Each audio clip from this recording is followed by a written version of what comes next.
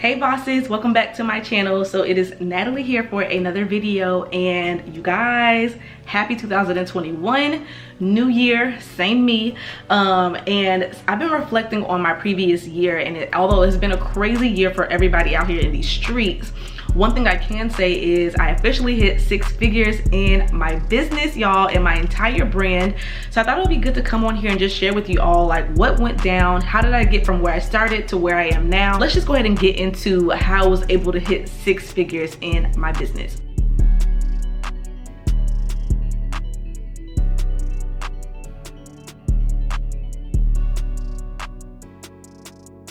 So first things first, I'm gonna kind of do this like in a storytelling way of like what I did, but also like in a teaching way, because I have a lot of clients currently who are coming to me in different industries who are wanting to just have a successful business. And when people come to me, they're either coming from one of two places.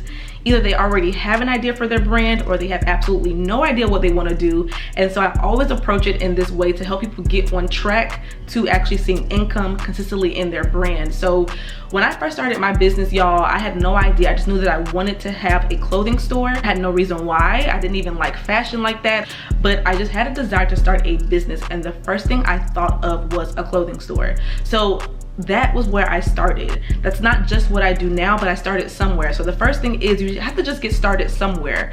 A good place to start is your desires. What do you want to do? What do you feel like doing? What do you want to start? And you know, it's not going to automatically be consistent income from the beginning, but you have to start somewhere. And you know, I was not really a creative person. I wasn't really business minded, but by me starting my clothing store and thinking of different items to bring into my store and thinking of pricing and strategies to sell, it expanded my business mind. So as I was running my clothing store, I then had other ideas of other things I wanted to try. And because my clothing store, I was able to try, get started and see income, I now knew that anything else I wanted to do, I could also have success with it. So from there, I wanted to start other things. And I think the next thing that I allowed myself to do was to think of what else am I good at? But most importantly, branding. One thing that set my business apart last year was branding and being very specific. And what I mean by that is I didn't just do random things that I was good at, but I tried to make sure that everything I did, every new stream of income that I had, I wanted it to connect to the same person. Meaning if I have one customer who comes and says, "Hi Natalie, I want to shop with you," I want to make sure that they want to buy my clothing, my books, and my coaching services. This is where branding comes in, where you're able to make a connection with your audience so that they want to buy multiple things from you. Something else that went well for me last year is having repeat customers, people who trust in my brand so they come back for something else. So like, let's say that you're like a hairstylist, right? You're a hairstylist and you're struggling, you know, you make money here and there, but you want to make more income. Where you want to start is thinking of, okay, what else can I provide to my one customer? Now, how can I go out and make this new thing and do that new thing? Because you can do that. But what happens is you now have all these different audiences to focus on. It's so hard to divide your focus on different platforms and different audiences. So instead, what will be wise is to say, okay, you know what? My one customer also might need some natural hair care products, maybe a live tutorial for how she can do her own hair at home, maybe some hair lessons, maybe some extensions. And so you're now thinking of, okay, what else can I provide one person? So enough teaching, that's what I did. I was able to get clear on my branding. And to get clear on your branding is really just asking yourself a few questions. What do I want to do? Who is the person who I want to serve? Like, who's the person that I'm in business for? I'm in business for entrepreneurs who want to build their faith, their wealth, and their success. That's what I do. So in my mind, I say, okay, if that's my customer, well, what else do they need from me?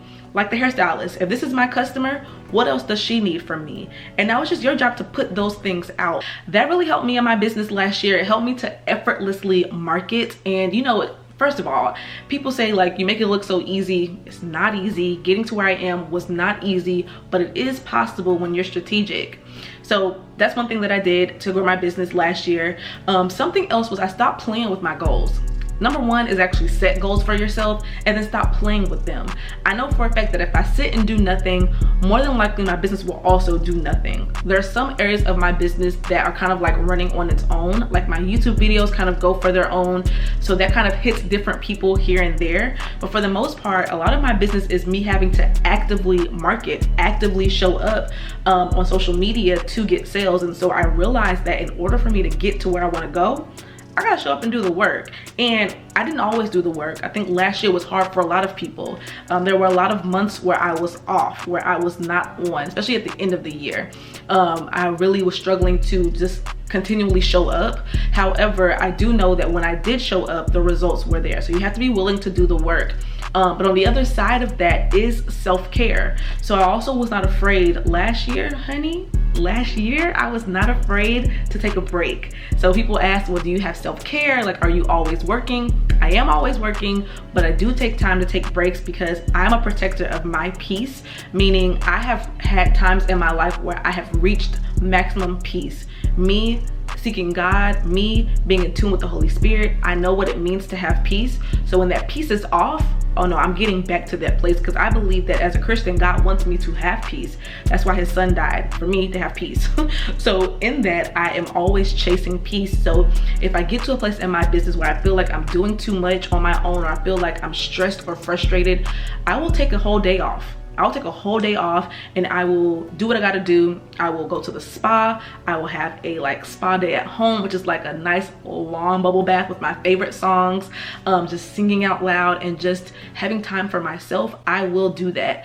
But there has to be a balance. There have been some times where I've overstayed my self-care, where I get so comfortable in self-care. Now I'm like, okay, I gotta get back to work.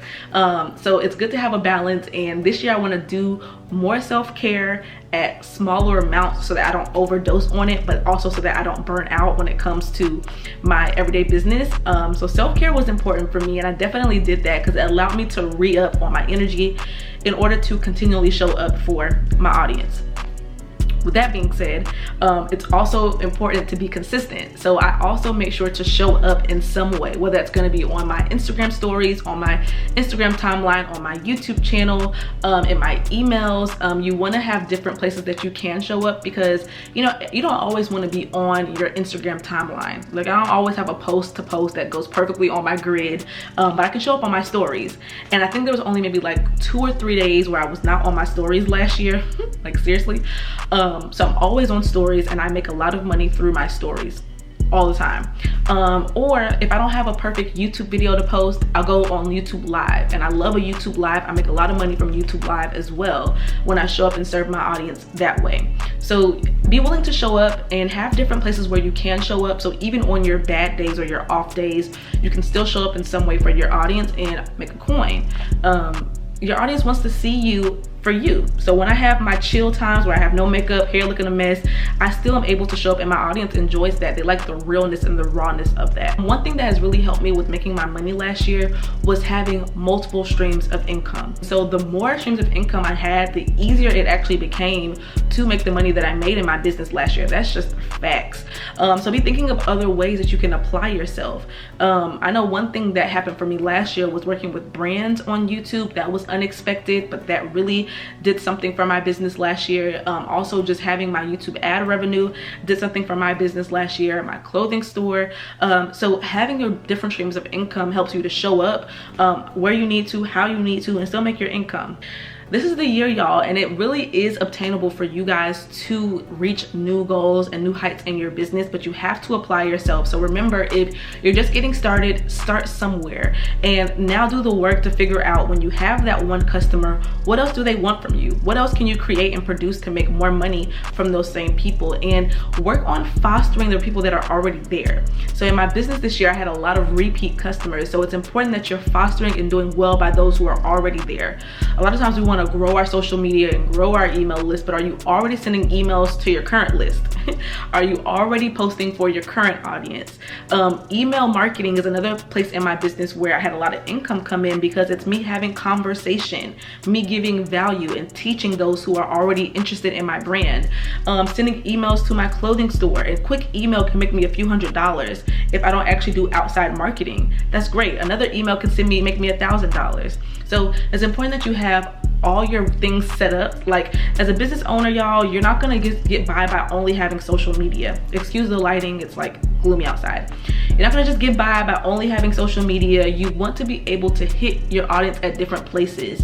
So this year I really implemented text marketing. I really showed up on Instagram a lot for my clothing store. I also have my email list. I showed up wherever I could find my audience. This year I was also on Facebook a lot. Facebook, the people are there. The people are on Facebook. So I had a lot of sales come from Facebook, and a lot of my repeat customers came from Facebook as well, because they're constantly seeing me. You know, showing up, y'all, showing up and treating your customers like people.